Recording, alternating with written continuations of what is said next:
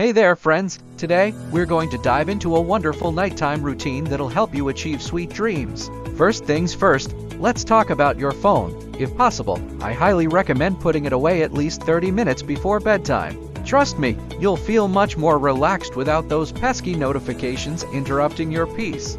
Next up, let's take care of any unfinished business. That means no doing chores or thinking about work after PM. This way, you can really unwind and prepare for a great night's sleep. Now, it's time to create a cozy environment for yourself. Make yourself a warm and soothing cup of chamomile tea and feel free to add some milk or honey if you like.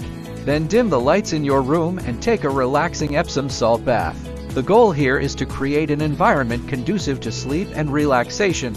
And don't forget, if you enjoy this content and find it helpful, please give this video a thumbs up. Also, don't forget to follow and subscribe for more fantastic tips and tricks to make your life easier. Sweet dreams, everyone!